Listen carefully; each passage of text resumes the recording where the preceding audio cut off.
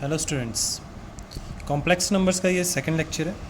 तो पहले लेक्चर में हमने समझा था इमेजिनरी नंबर क्या होता है, इमेजिनरी क्वांटिटी जो थी हमारी आयोटा वो क्या थी। ठीक है, अब हम कॉम्प्लेक्स नंबर्स होते क्या हैं वो समझेंगे। तो अगर आपके पास दो रियल नंबर्स हैं, there are two real numbers,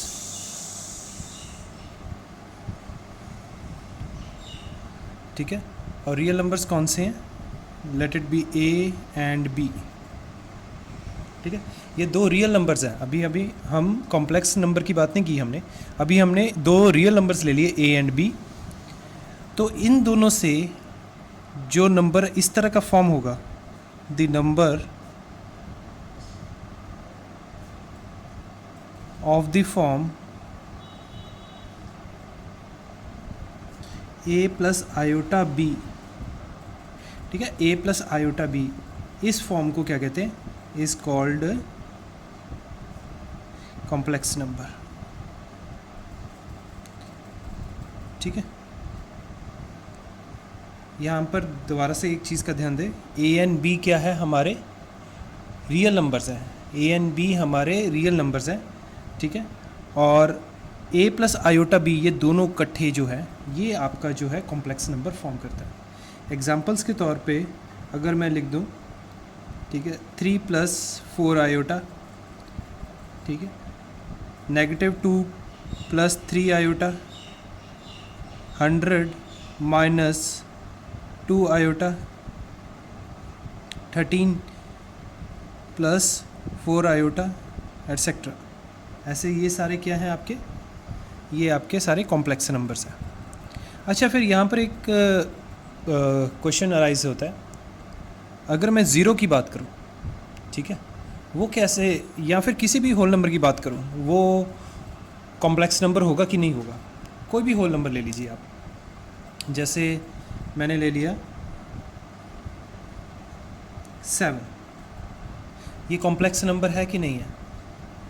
अब देखो, मैंने जो पिछले लेक्चर में एक वेन डायग्राम बनाई थी उसमें पता चल रहा था कि कॉम्प्लेक्स नंबर आपका यूनिवर्सल सेट है। ठीक है, और जितने भी नंबर सिस्टम है सब इसके अंदर ही आते हैं। ठीक है, तो कहीं ना कहीं जो आपका 7 है, होल नंबर जो है 7, ये आपका कॉम्प्लेक्स नंबर भी है। क्यों कॉम्प्लेक्स नंबर है? क्योंकि इसको मैं इस तरह से लिख सकता हूँ, 7 प्लस 0 आयोटा। ठीक है, तो ये क्या बन गया? ये कॉम्प्लेक्स नंबर की फॉर्म में बन गया। सिमिलरली अगर आपके पास कोई और नंबर है, जैसे -8, उसको कैसे लिख सकते हैं? -8 प्लस 0 आयोटा। ठीक है, कोई भी रियल नंबर ले लीजिए आप, जैसे मैंने 2/3 ले लिया, इसको कैसे लिख सकते हैं? 2/3 प्लस 0 आयोटा, है ना। या फिर कोई इरेशनल नंबर ले लिया, चलो √5 प्लस 0 आयोटा, सबको मैं कॉम्प्लेक्स फॉर्म में लिख सकता हूँ। तो यहाँ से एक चीज़ आपको ये भी पता चल गई, जितने भी कॉम्प्लेक्स नंबर्स हैं, ठीक है, उनमें दो पार्ट्स आ जाते हैं। एक पार्ट आता है रियल और दूसरा पार्ट आता है इमेजिनरी। जो रियल नंबर्स हैं उनका, जितने भी रियल नंबर्स हैं उनका इमेजिनरी पार्ट क्या हो रहा है? 0 हो रहा है। ठीक है, imaginary part of real numbers is 0। ठीक है, तो अब हम इन दो जो पार्ट्स हैं ए प्लस आयोटा बी, इसके ऊपर आते हैं दोबारा से।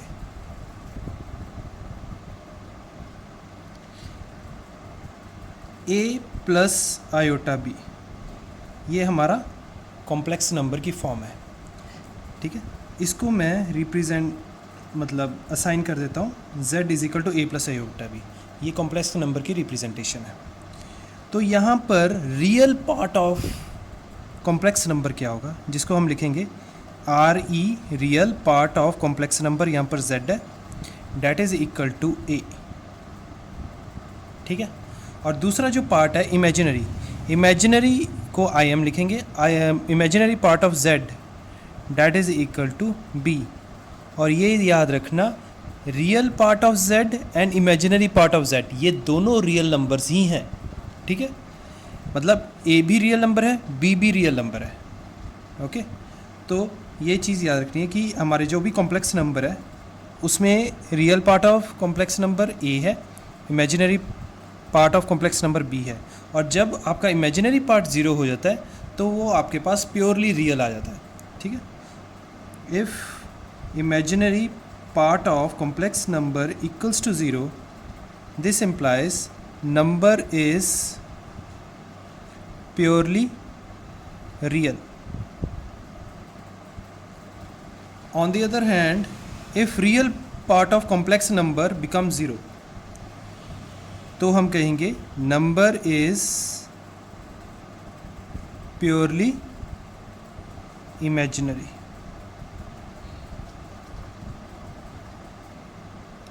ठीक,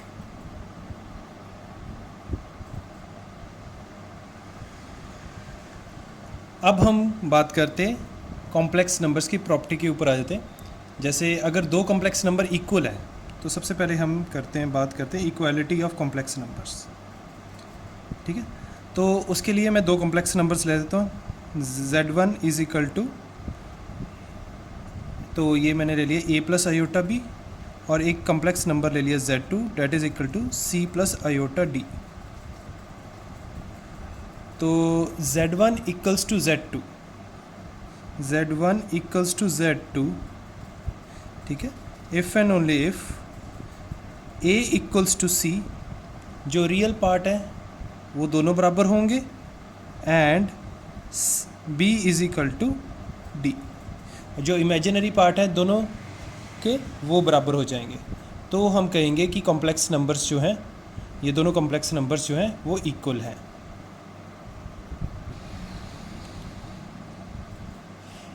और अगर इसकी एडिशन की बात करें, एडिशन या सब्ट्रैक्शन की बात करें, तो वो ये सिमिलर वे से काम करता है जैसे हमारे वेरिएबल्स में काम करता है। कैसे? सपोज़ करो आपके पास जैसे यही दो कॉम्प्लेक्स नंबर्स है Z1 एंड Z2, तो Z1 प्लस Z2 अगर करना होगा तो क्या होगा, तो रियल नंबर्स जो हैं आपस में ऐड अप हो जाएंगे, A प्लस C, ठीक है, और वो जो इमेजिनरी पार्ट्स हैं वो आपस में ऐड अप हो जाएंगे, तो आयोटा B प्लस डी। ठीक है, सिमिलरली आपका अगर जब सब्ट्रैक्शन आएगा तो सब्ट्रैक्शन में भी यही काम होगा। ठीक है, ये आपके जो रियल पार्ट है वो सब्ट्रैक्ट हो जाएंगे और इमेजिनरी पार्ट अलग से सब्ट्रैक्ट हो जाएंगे। ये कभी आपस में मिंगल अप नहीं करेंगे। ऐसा नहीं होगा कि इसका रियल पार्ट और इसका इमेजिनरी के पार्ट से ऐड या सब्ट्रैक्ट हो जाए।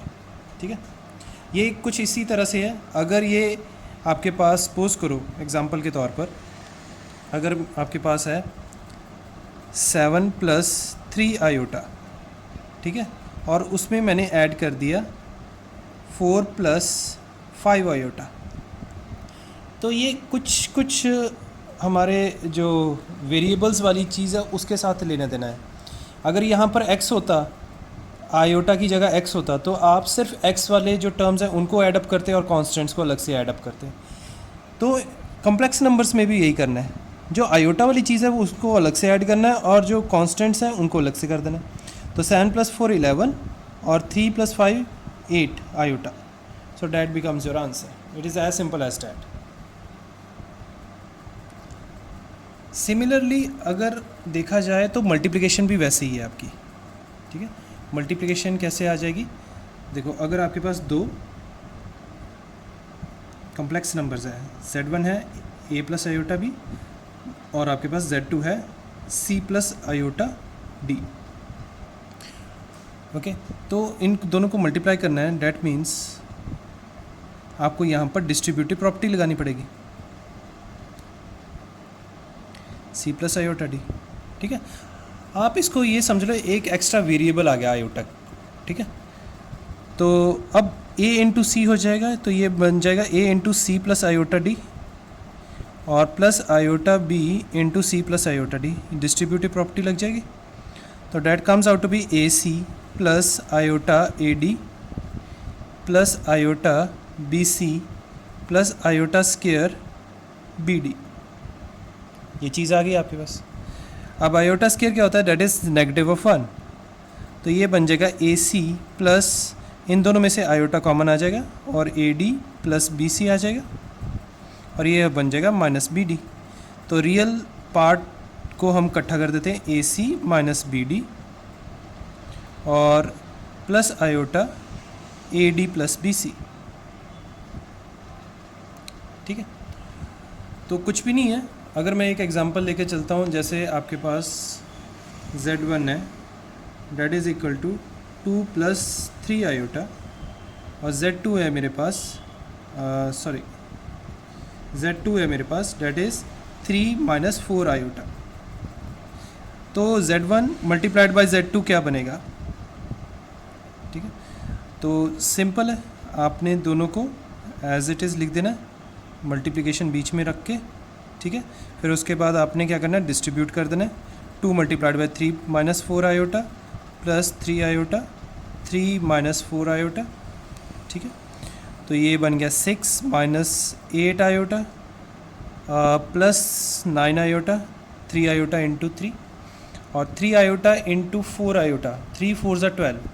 ठीक है, तो negative of 4 iota square, negative of 4 iota square आना था, जो कि पॉजिटिव ऑफ 4 बन जाएगा, क्योंकि आयोटा स्केयर क्या होता है, नेगेटिव ऑफ 1। 6 प्लस 4 बन गया आपका 10 और ये आ गया plus iota, that becomes your answer.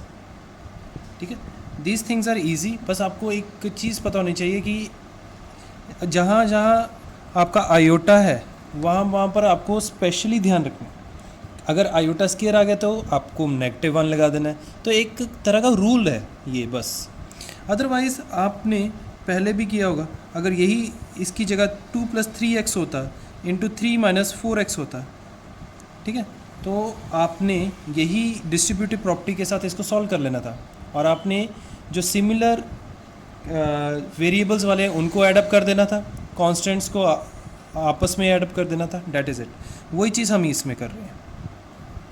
तो अब हम आते हैं नेक्स्ट प्रॉपर्टी के ऊपर, जिसे कहते हैं डिवीजन ऑफ कॉम्प्लेक्स नंबर्स। ठीक है, अभी हमने एडिशन सब्ट्रैक्शन सीख ली, हमने मल्टीप्लिकेशन सीख लिया। ठीक है, अब आते हैं डिवीजन। तो डिवीजन में क्या कौन सी खास बात है? डिवीजन में ये खास बात है कि हम जैसे इरेशनल नंबर को कभी भी हम डिनोमिनेटर में नहीं रखते, वैसे कॉम्प्लेक्स नंबर को भी हम कभी डिनोमिनेटर में नहीं रखते। मतलब डिनोमिनेटर में आपका हमेशा क्या होना चाहिए, एक रियल वैल्यू होनी चाहिए। तो अगर z1 आपके पास a प्लस आयोटा b है और z2 आपके पास c प्लस आयोटा d है, तो z1 अपॉन z2 क्या हो जाएगा? That will be equal to a plus iota b divided by c plus iota d। ठीक है, अब मुझे ये वाली जो चीज़ है ये कैसे ख़त्म कर सकता हूँ, नीचे वाला जो कॉम्प्लेक्स नंबर है उसको रियल कैसे बना सकते हैं? तो उसके लिए मैं क्या करूँगा, उसको मैं मल्टीप्लाई करूँगा c माइनस आयोटा d के साथ, मल्टीप्लाई और डिवाइड कर देंगे। ठीक है, उससे क्या हो जाएगा, आपका जो डिनोमिनेटर है वो आपका रियल बन जाएगा। ऊपर आपके पास आ जाएगा a plus iota b multiplied by c minus iota d, जो कि ऑलरेडी हम अभी सीख चुके हैं, मल्टीप्लिकेशन ऑफ 2 कॉम्प्लेक्स नंबर्स। और नीचे क्या आ जाएगा, that will B a square minus b square, a square minus और b स्केयर में ये आ जाएगा। तो ऊपर मैं उसको एज इट इज़ ही रहने देता हूँ, कोई स्पेसिफिकली इसका फॉर्मूला नहीं बनाने वाला हूँ। ठीक है, क्योंकि हमें जब क्वेश्चंस आएंगे तो हमें तो पूरा इसी वे आउट से निकालना है। तो यहाँ पर अगर आप देखोगे c square minus iota d square है, तो ये क्या बन गया, c square minus iota square d square. Iota square क्या होता है, डैट इज़ नेगेटिव ऑफ 1, तो ये बन जाएगा c square plus d square बन जाएगा, क्योंकि नेगेटिव ऑफ आयोटा स्केयर क्या होता है, पॉजिटिव ऑफ 1। ठीक है, तो ये नीचे मैं लिख दूंगा c square plus d square, तो ये होगी डिवीजन। ठीक है, एक यहाँ पर और टर्म की बात करूँगा मैं, वो है कॉन्जुगेट।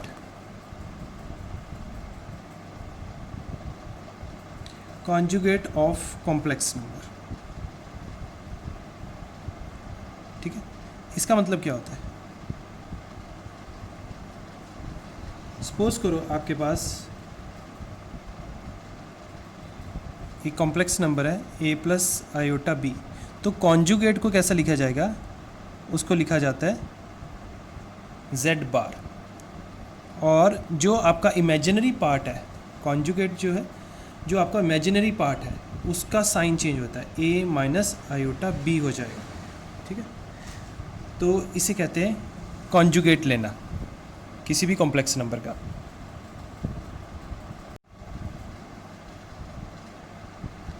तो अगर देखा जाए ऊपर डिवीजन में हमने क्या किया था, नीचे जो भी कॉम्प्लेक्स नंबर था हमने उसका क्या लिया था, कॉन्जुगेट, और कॉन्जुगेट से मल्टीप्लाई एंड डिवाइड कर दिया था। ठीक है, तो आप उसको इस तरह से भी समझ सकते हो। अगर आपके पास कोई दो हमारे पास वो आ जाते हैं, कॉम्प्लेक्स नंबर्स आ जाते हैं और उनको डिवाइड करना है, जैसे Z1 अपॉन Z2 किया, तो ये a प्लस आयोटा b, ठीक है, upon c plus iota d है, ये इन दोनों की क्या होगी, डिवीजन हो गई। या फिर आप इसको इस तरह से समझ सकते हो कि Z1 multiplied by 1 upon Z2 है। ठीक है, तो ये क्या होगा, a plus iota b multiplication with 1 upon c plus iota d। अब ऐसा करने से क्या होगा, ठीक है, बताता हूँ, उसका भी कारण बताता हूँ क्यों मैंने लिखा है 1 अपॉन Z2 क्यों लिखा है अलग से। 1 अपॉन Z2 अगर देखा जाए क्या होता है, इट इज़ नथिंग बट, ध्यान से देखना, Z2 का कॉन्जुगेट, ठीक है, Z2 का conjugate divided by real part of Z का स्क्वायर प्लस Z2 है यहाँ पे वैसे, तो plus imaginary part of Z2 का होल स्क्वायर। ठीक है, और कुछ नहीं है। 1 अपॉन Z2 क्या होता है, Z2 का conjugate upon real part of Z2 का square plus imaginary part of Z2 का होल स्क्वायर। इन शॉर्ट, अगर मुझे 1 अपॉन Z2 निकालना है तो वो क्या हो जाएगा, पहले तो Z2 का कॉन्जुगेट निकालो, मतलब c प्लस आयोटा डी था, उसको लिख दो c minus iota D, divided by real part क्या है, c स्क्वायर, c है उसका स्क्वायर, और इमेजिनरी पार्ट क्या है, डेट इज़ d प्लस उसका स्क्वायर। तो ये आपके पास 1 अपॉन Z2 आ जाएगा। ठीक है, बेशक वही चीज़ बन जाएगी, बट ये सोचना जो है, इस तरह से सोचने से आपका जो कैलकुलेशन थोड़ी ज़्यादा फास्ट हो जाती है, और कुछ नहीं है। ठीक है,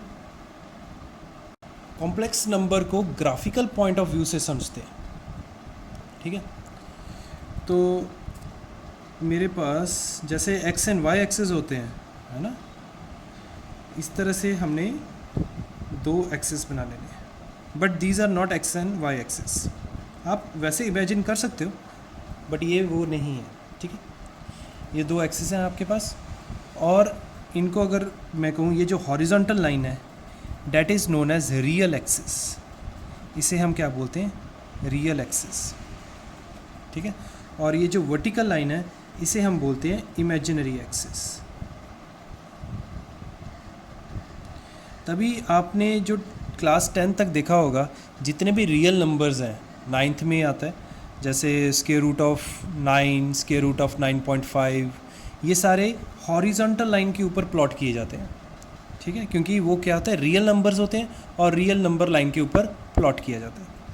ठीक है, अब हमारे पास इमेजिनरी एक्सिस आ गया, तो ये जो बीच वाला पॉइंट है that is your origin O. अच्छा, एक चीज़ तो यहाँ पर रहेगी हमारी, अगर मैं ज़ीरो को कहूँ वो इमेजिनरी होगा या प्योरली इमेजिनरी होगा या प्योरली रियल होगा, ये कैसे पता चलेगा, क्योंकि ज़ीरो को तो आप लिख सकते हो 0 प्लस 0 आयोटा, और प्योरली रियल में हम कहते हैं कि इमेजिनरी पार्ट 0 होता है, चलो वो तो है, पर प्योरली इमेजिनरी में हम कहते हैं रियल पार्ट 0 होते, वो भी है।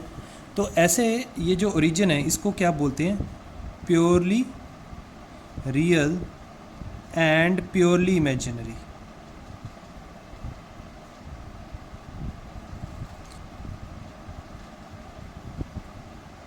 ठीक है, तो ये हमारा यहाँ पर है। अब सपोज़ करो हमारे पास कोई भी पॉइंट है, कोई भी कॉम्प्लेक्स नंबर है, जैसे 2 + 3 आयोटा आ गया, 2 + 3 आयोटा। ठीक है, तो आपने इसको इस प्लेन पे कैसे प्लॉट करना है, देखो आपका ये जो पार्ट है इसको आपने, ये जो पार्ट है ये रियल नंबर का ये x वाला पार्ट समझ लेना है। तो आपने इसको जस्ट इमेजिन करना है जैसे कोऑर्डिनेट ज्योमेट्री की थी आपने 10th में, तो आप अगर 2,3 को जैसे प्लॉट करते हो वैसे ही इसको प्लॉट करना है, ठीक है। 2 यूनिट्स इधर को, 1 2 और 3 units in the vertical direction, upward direction, 1 2 3। तो ये दोनों जो जहाँ पर ये मिलते हैं, ये वाला जो पॉइंट जहाँ मिलेगा, ये वाला जो पॉइंट है, this point is nothing but your 2 + 3 iota, ठीक है।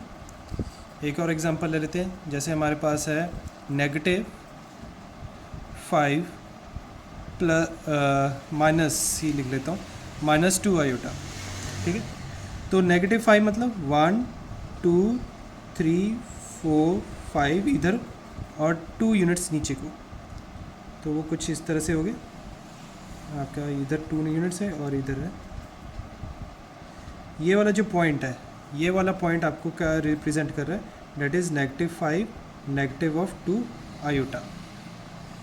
तो ये थी हमारी कॉम्प्लेक्स नंबर की ग्राफिकल अंडरस्टैंडिंग, ठीक है। अब हम करते हैं कॉन्जुगेट, हमने जो किया उसकी ग्राफिकल अंडरस्टैंडिंग करते हैं। जैसे 2 + 3 आयोटा का कॉन्जुगेट क्या होगा, डेट इज़ 2 - 3 आयोटा। तो मैं इसकी मिरर इमेज ले लूँगा, इसकी रिफ्लेक्शन ले लूँगा, किस में, हॉरिजॉन्टल या रियल एक्सिस में। तो इसकी जो भी मिरर इमेज होगी हॉरिजॉन्टल एक्सिस में, उसे कहा जाता है कॉन्जुगेट, ठीक है। जैसे ये 2 + 3 आयोटा है, तो 2 - 3 आयोटा मीन्स इसकी जो मिरर इमेज नीचे को जो बनेगी, इधर ये -3 इधर है। इन शॉर्ट आपका जो y एक्सिस वाला काम जो है उसका साइन बदल रहा है, डेट इज़ इट। मुझे 2, -3 देखना है, तो ये बन गया आपका 2 - 3 आयोटा। मतलब 2 - 3 आयोटा का कॉन्जुगेट क्या हो गया, 2 + 3 आयोटा, और 2 + 3 आयोटा का कॉन्जुगेट क्या हो गया, 2 - 3 आयोटा। ऑलराइट, ये हमेशा रिफ्लेक्शन इन हॉरिजॉन्टल या रियल एक्सिस में ही होगा। ये जो प्लेन है बेसिकली कोऑर्डिनेट ज्योमेट्री में हम इसको XY प्लेन कह देते थे, हॉरिजॉन्टल को X एक्सिस, वर्टिकल को Y एक्सिस ले लेते थे। लेकिन कॉम्प्लेक्स नंबर में इसको कॉम्प्लेक्स प्लेन या आर्गेंट प्लेन भी कहा जाता है, कॉम्प्लेक्स या फिर आर्गेंट प्लेन, ठीक है। तो आपके पास 2 एक्सिस है, एक रियल एक्सिस है और दूसरा इमेजिनरी एक्सिस है। और कोई भी अगर हम लेते हैं कॉम्प्लेक्स नंबर, सपोज करो a + आयोटा b ले लिया, तो यहाँ पर सपोज करो वो a + आयोटा b यहाँ पर है, a + आयोटा b।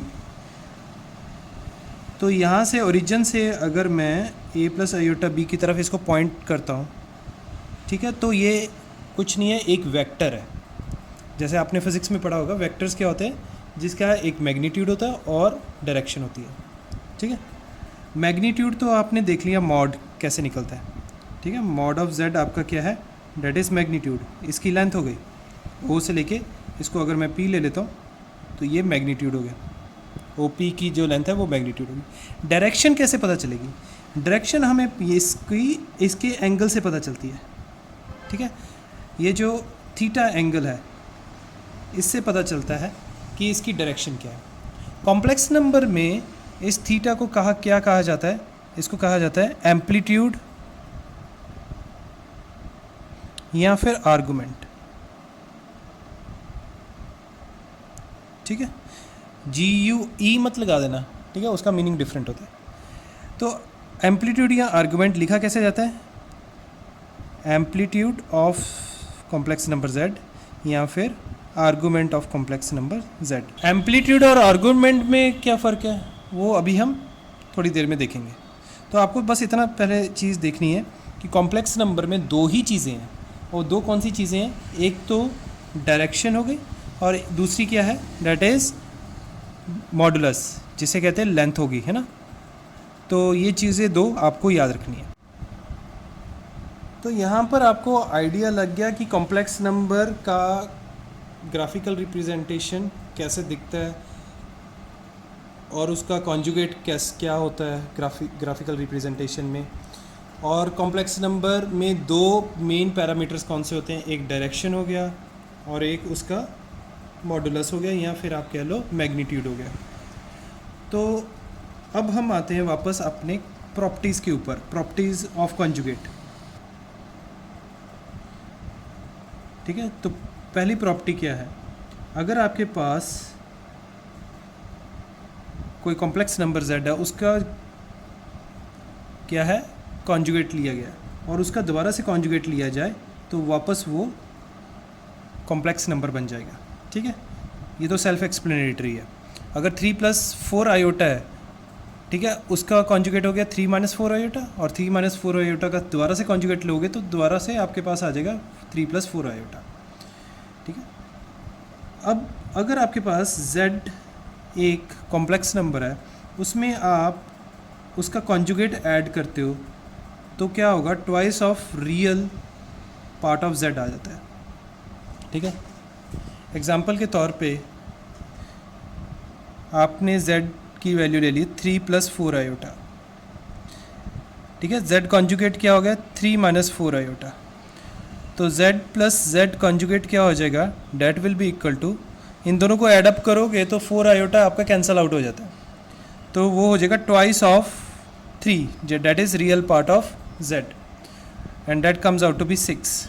ठीक है, इसी तरह से अगर मैंने z - z कॉन्जुगेट कर लिया तो क्या होगा, 3 + 4 iota -3 - 4 iota.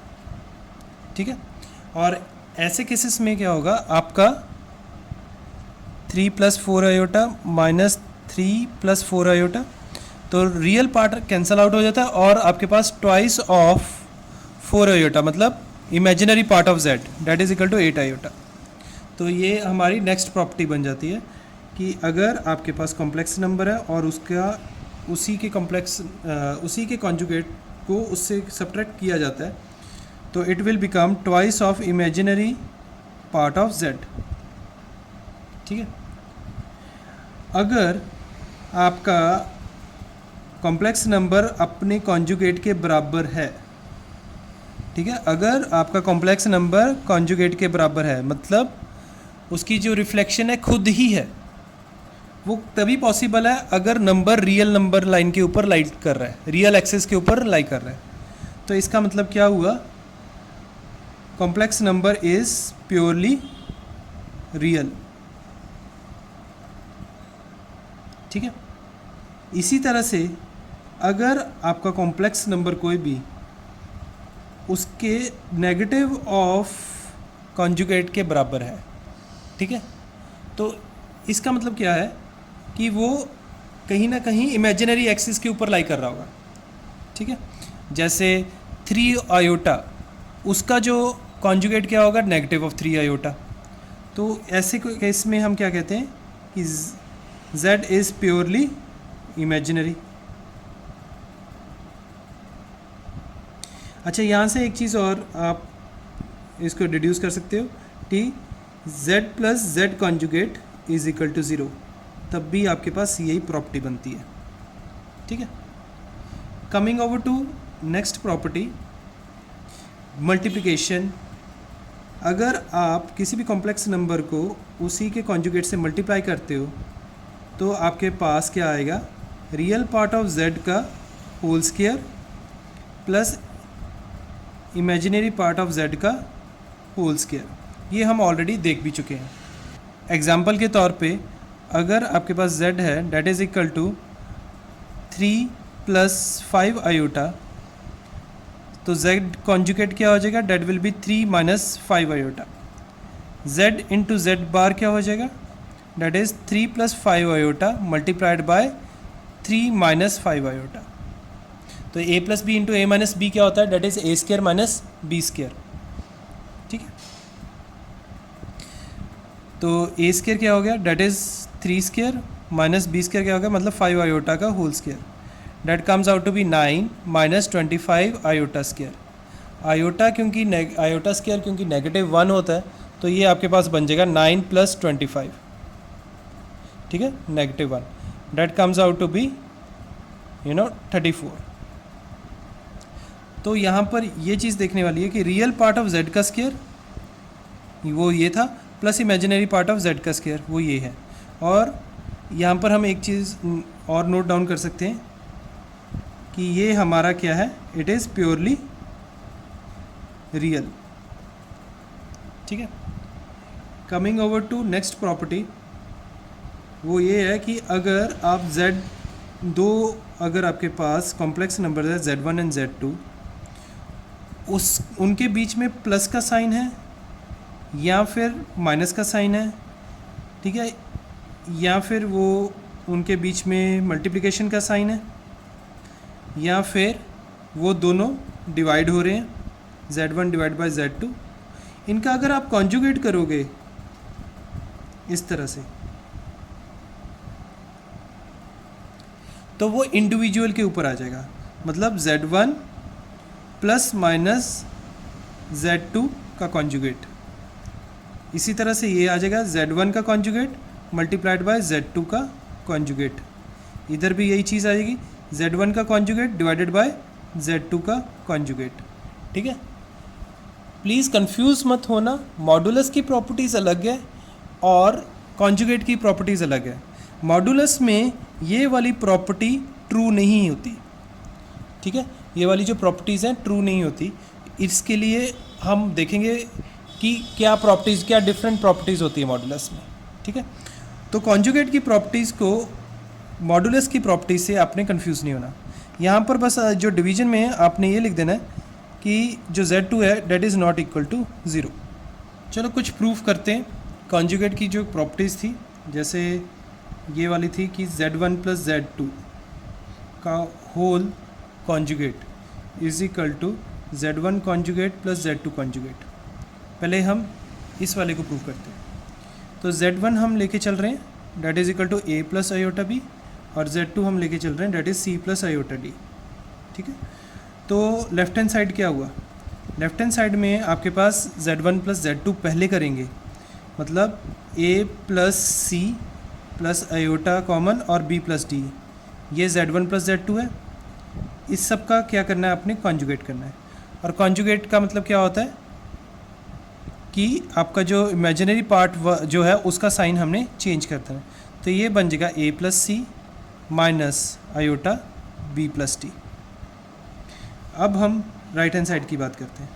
Right hand side में हम क्या करते हैं, पहले z1 का कॉन्जुगेट ले लेते हैं, that comes out to be a plus iota b का conjugate plus c plus iota d का कॉन्जुगेट। तो ये बन जाएगा a माइनस आयोटा b और ये आ जाएगा plus c minus iota d।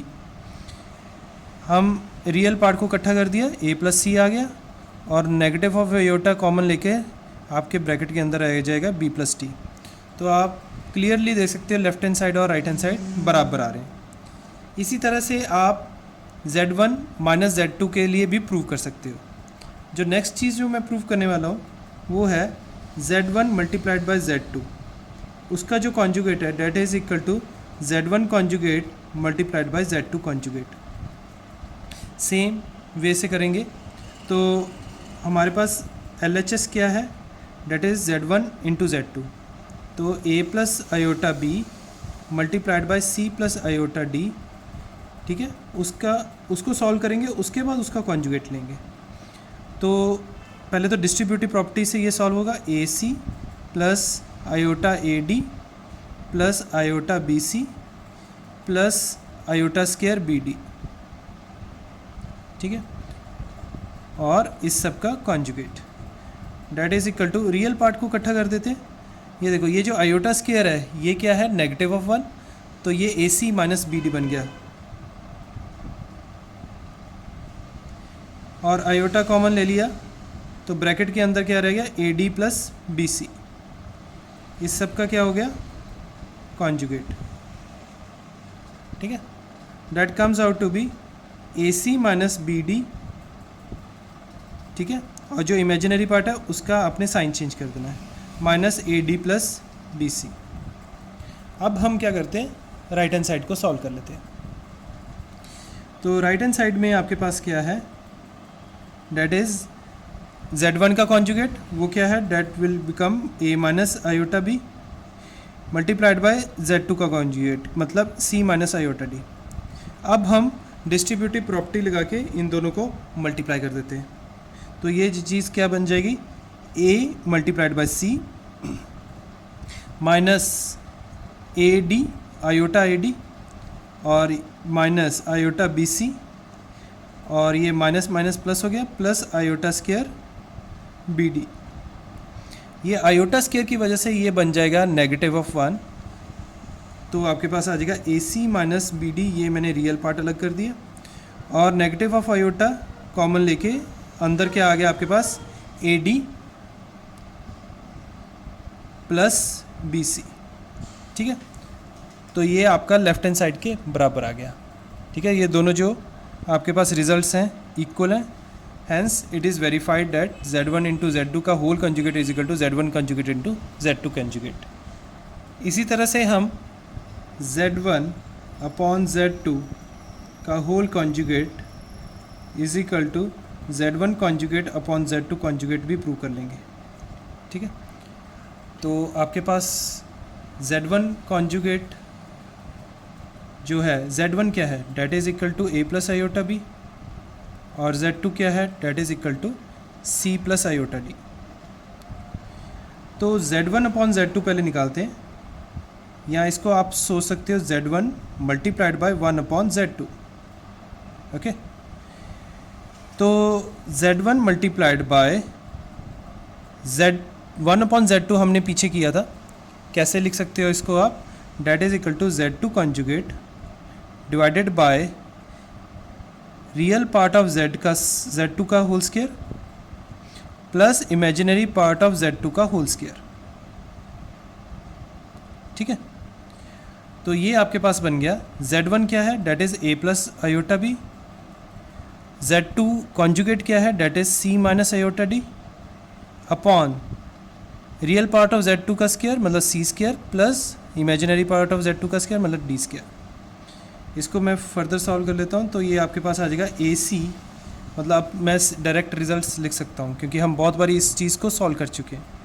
ए सी प्लस बी डी आपका ब्रैकेट्स में आ जाएगा, और यहाँ पर आपके पास आ जाएगा प्लस आयोटा, और ये ब्रैकेट में आ जाएगा B C minus A D. ठीक है, डिवीजन में आपके पास आ गया C square plus D square, और इसके डिवीजन में आ गया C square plus D square. ठीक है, तो ये है हमारा Z1 अपॉन Z2, बट हमें प्रूव करना है कि Z1 अपॉन Z2 का होल कंजुगेट, तो वो क्या हो जाएगा, that will be equal to A C plus B D upon C square plus D square minus iota B C minus A D upon C square plus D square. अब हम आते हैं right hand side के ऊपर। Right hand side पे क्या है आपके पास, डेट इज Z1 का conjugate, that comes out to be A minus iota B divided by C minus iota D, Z2 का कॉन्जुगेट। ठीक है, तो ये तो बन गया A minus iota B multiplied by C plus iota D, यही वाली चीज़ कर रहा हूँ मैं, ये वाली चीज़ दोबारा से। ठीक है, divided by C square plus D square, और जब आप इसको सॉल्व करोगे तो आपके पास सेम रिज़ल्ट आ रहा है। आप अपने हैंड पे एक बारी सॉल्व करके देख लेना कि इसका जो रिज़ल्ट है वो बिल्कुल सेम आएगा। A C plus B D upon C square plus D square, और यहाँ पर माइनस आयोटा, और ब्रैकेट के अंदर आ जाएगा B C minus A D upon C square plus D square.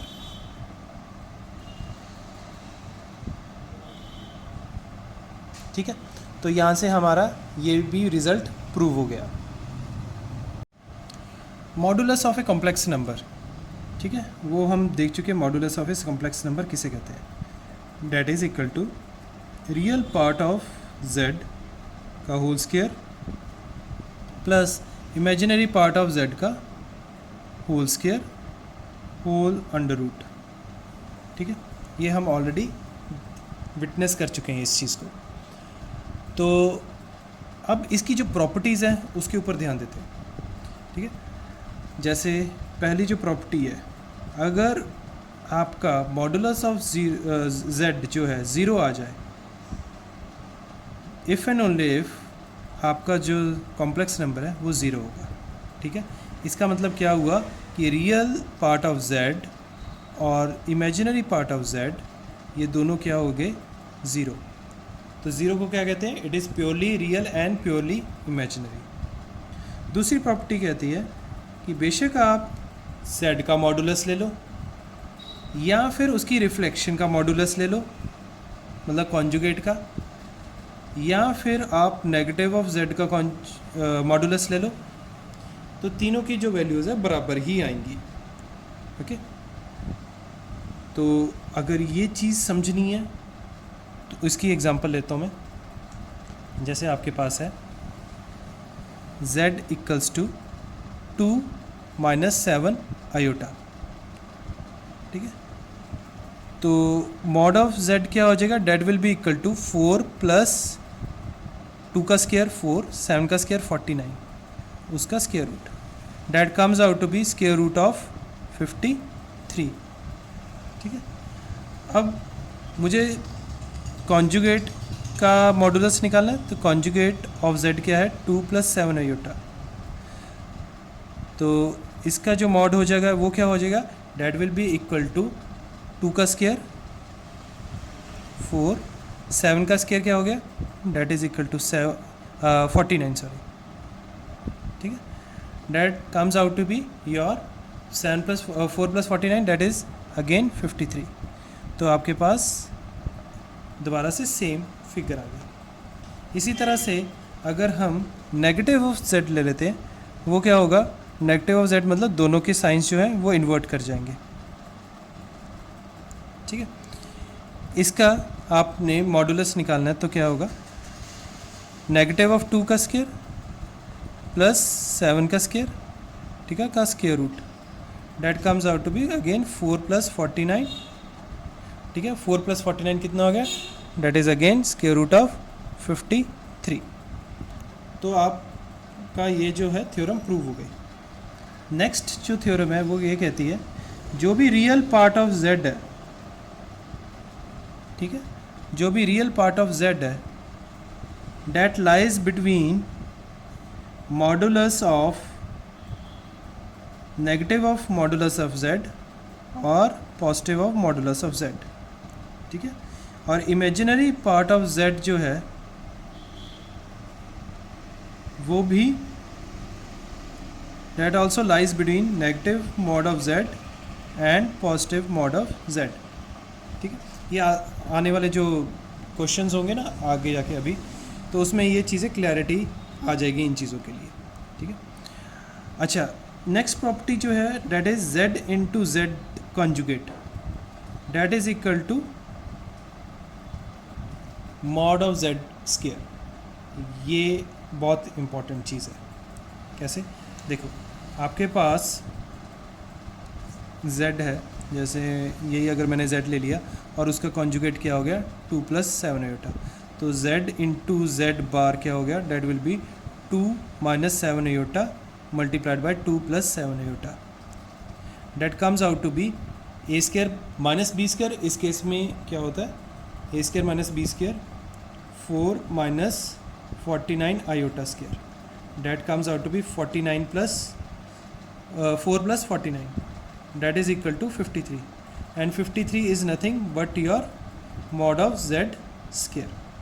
ठीक है, तो यहाँ से हम और भी बहुत सारी चीज़ें निकाल सकते हैं। देखो कैसे, यहाँ से अगर मैं देखा जाए तो z क्या हो जाएगा, that will be equal to mod of z का स्क्वायर अपॉन z कॉन्जुगेट। तो यहाँ से अगर मैं 1/z की वैल्यू निकालूँ तो वो क्या हो जाएगा, इसको उल्टा कर दो, z conjugate upon mod of z का स्क्वायर। तो अगली बारी अगर मुझे किसी भी कॉम्प्लेक्स नंबर का इन्वर्स निकालना है तो मैं ये चीज़ यूज़ करूँगा। ठीक है, उसका कॉन्जुगेट ले लूँगा और उसका मॉडुलस का जो स्क्वायर है वो नीचे लिख देंगे डिनोमिनेटर में, तो मेरे पास उसका इन्वर्स आ जाएगा। डिवीजन ऑफ 2 कॉम्प्लेक्स नंबर्स में भी ये काफ़ी काम आ सकता है। ठीक है, वो जब आगे क्वेश्चंस करेंगे तब आपको इसकी ज़्यादा क्लैरिटी आएगी। Coming over to next property, वो कहती है कि अगर आपका z1 मल्टीप्लाइड बाय z2 है और उसका हम ले लेते हैं मॉडुलस, तो ये Z1 का मॉडुलस मल्टीप्लाइड बाय Z2 का मॉडुलस होगा। ठीक है, इसी तरह से अगर आप Z1 अपॉन Z2 का मॉडुलस लेते हो, मॉड लेते हो ना, तो ये बन गया Z1 अपॉन का मॉड अपॉन Z2 का मॉड। यहाँ पर आपका जो Z2 है ना, that is not equal to 0। अच्छा, ये चीज़ का ध्यान रखना, ये पॉजिटिव और प्लस और माइनस के लिए ये एप्लीकेबल नहीं है। जैसे कॉन्जुगेट में होता था ना कि Z1 प्लस Z2 का conjugate is equal to Z1 conjugate plus Z2 conjugate, तो इसमें वो चीज़ एप्लीकेबल नहीं है। तो नेक्स्ट प्रॉपर्टी जो हम डिस्कस करेंगे वो है Z1 प्लस Z2 के मॉड का होल स्क्वायर। तो ये बन जाएगा Z1 का स्क्वायर प्लस Z2 का स्क्वायर प्लस, अब यहाँ पर क्या लिखना है, 2 real part of Z1 multiplied by Z2 का कॉन्जुगेट। ठीक है, अच्छा अभी इसको डिस्कस करते हैं, ये क्यों लिखा है हमने। इसी तरह से अगर मैं Z1 माइनस Z2 का मॉड का होल स्क्वायर करता हूँ तो वो क्या होगा, Z2 का होल स्क्वायर मॉड का होल स्क्वायर, सॉरी Z1 के मॉड का होल स्क्वायर, फिर Z2 के मॉड का whole square minus twice of real part of Z1 into Z2 का कॉन्जुगेट। ठीक है, यहाँ पर मॉड नहीं है, ये देखिए। ठीक है, इन्हीं दोनों को अगर मैं ऐड अप कर देता हूँ तो Z1 प्लस Z2 मॉड का whole square plus Z1 minus Z2 के मॉड का होल स्क्वायर, तो ये क्या बन जाता है, that is twice of Z1 के मॉड का स्क्वायर प्लस Z2 के मॉड का स्क्वायर। अगर आप दोनों को ऐड अप करोगे तो ये दोनों चीज़ें कैंसिल आउट हो जाएगी, इसका ट्वाइस आ जाएगा।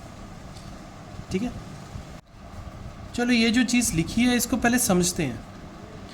Z1 प्लस Z2 का मॉड का होल स्क्वायर। ठीक है, तो Z1 हम a plus iota B, Z2 हम a माइनस आयोटा बी ले रहे हैं, तो Z1 प्लस Z2 क्या हो जाएगा, a plus C plus iota B plus D. ठीक है, इसका मॉड का स्क्वायर, तो वो क्या होगा, that is equal to a plus C का whole square plus b plus D का होल स्क्वायर। ठीक है, और अगर आप इसको खोल लेते हो तो क्या बन जाता है, that is a square plus C square plus B square plus D square. ठीक है, प्लस 2ac प्लस 2bd। ठीक है, तो a square plus B square plus C square plus D square और 2 कॉमन आ गया और ac प्लस bd आ गया। Okay, अब हम राइट हैंड साइड की तरफ निगाह मारते हैं। तो राइट हैंड साइड में क्या है आपके पास, मॉड ऑफ Z1 का square plus mod of Z2 का square plus 2 real part of Z1 multiplied by Z2 का कॉन्जुगेट। ठीक है, तो Z1 का स्क्वायर क्या हो जाएगा, Z1 क्या है, a प्लस आयोटा बी, तो a square plus B square हो गया ये, उसका रूट का स्क्वायर प्लस Z2 का स्क्वायर क्या होगा, उसका मॉड का, that is c square plus D square plus twice of real part of Z1। ठीक है, real part of Z1 into Z2 का क्या है, कॉन्जुगेट। तो यहाँ पर मैं लिखता हूँ Z1 है हमारे पास a प्लस आयोटा बी और Z2 कॉन्जुगेट है मेरे पास c माइनस आयोटा डी। तो इसको हम फर्दर सॉल्व करते तो ये बन गया a square plus B square plus C square plus D square plus twice of real part of, इसको अगर मैं सॉल्व करता हूँ तो ये आपके पास आ जाता है AC प्लस BD। ठीक है, और इमेजिनरी पार्ट आ गया आयोटा के साथ, that is equal to BC minus AD, ये इमेजिनरी पार्ट है। ठीक है, बट हमें क्या चाहिए, रियल पार्ट चाहिए इसका, तो वो क्या बन जाएगा, a square plus B square plus C square plus D square plus twice of AC plus BD। ठीक है, तो आप कंपेयर कर सकते हो आपका जो लेफ्ट हैंड साइड था और आपका जो राइट हैंड साइड है ये बिल्कुल बराबर आ गया। Similar is the case for modulus of z1 minus z2 का होल स्क्वायर। ये आप अपने एंड पे इसको प्रूव करके देख सकते हो। तो कुछ मिसलेनियस प्रॉपर्टीज़ हैं जो यहाँ पर मैं डिस्कस करूँगा। वो क्या है, जैसे अगर आपके पास A square plus B square equals to zero है, इसका मतलब ये नहीं है कि A equals to B equals to zero है कॉम्प्लेक्स नंबर के केस में।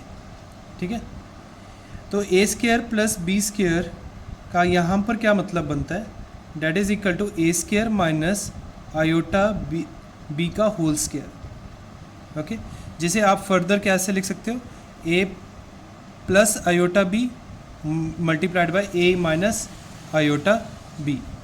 ठीक है, तो कॉम्प्लेक्स नंबर्स में अब ये चीज़, अगर रियल नंबर्स की अगर बात करते हैं A square plus B square is equal to zero, तो रियल नंबर्स में ए और बी जो है वो दोनों के दोनों ज़ीरो होंगे, पर कॉम्प्लेक्स नंबर में नहीं होता ऐसा।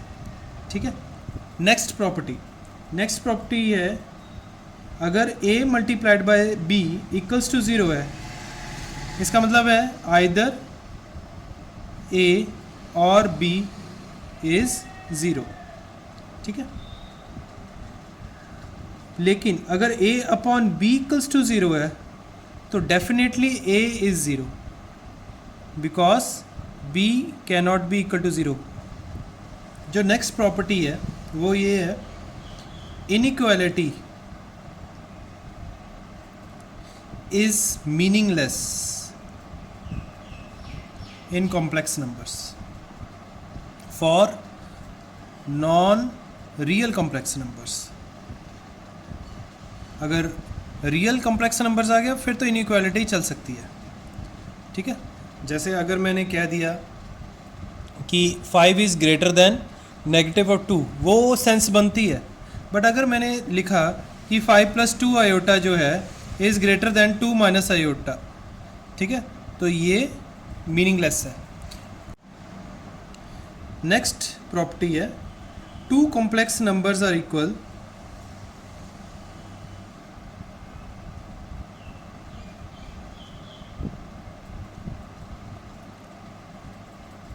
if and only if both have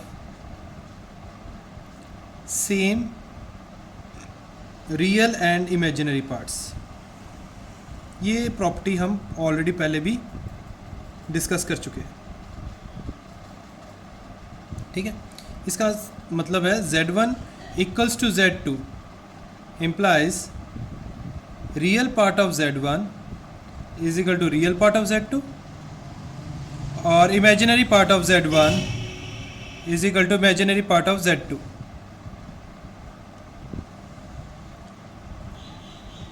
next property है वो बहुत ज़्यादा इम्पॉर्टेंट है, मतलब इम्पॉर्टेंट तो सारी हैं, बट ये वाली जो प्रॉपर्टी है बहुत ट्रिकी है।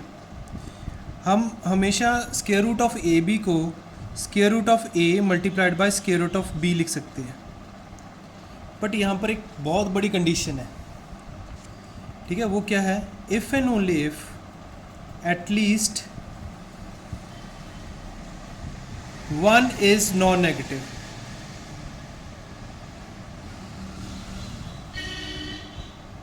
अगर दोनों नॉन नेगेटिव हो गए तब भी चलेगा, कम से कम एक नॉन नेगेटिव होना है। अगर दोनों नेगेटिव हो गए तो ये चीज़ नहीं कर सकते आप। ठीक है, वरना हमारा जो कॉम्प्लेक्स नंबर का जो वजूद है वो ही खतरे में पड़ जाएगा। कैसे, अगर मैं a को ले लेता हूँ नेगेटिव ऑफ 2 और b को ले लेता हूँ नेगेटिव ऑफ 3, मतलब दोनों ही नेगेटिव ले लिए मैंने, तो square root of A B क्या बन जाएगा, that will be equal to square root of negative 2 into negative 3 क्या हो गया, that is equal to positive of 6। ठीक है, but at the same time अगर मैं इसको negative of 2 multiplied by negative of 3 कर देता हूँ तो ये क्या बन जाता है, negative of 2 iota multiplied by root of 2 iota multiplied by root of 3 iota, तो ये बन गया root 6 iota square. That comes out to be negative of √6, ठीक है, जो कि ये दोनों इक्वल नहीं है, ठीक है। तो root A B is not equal to root A into root B अगर दोनों नेगेटिव हैं तो। ये चीज़ का बहुत अच्छे से ध्यान रखना कि root of A B is equal to root of A multiplied by root of B if and only if at least one is non negative, ठीक है। दोनों नॉन नेगेटिव हो तो कोई चक्कर नहीं है, कम से कम एक नॉन नेगेटिव होना ज़रूरी है।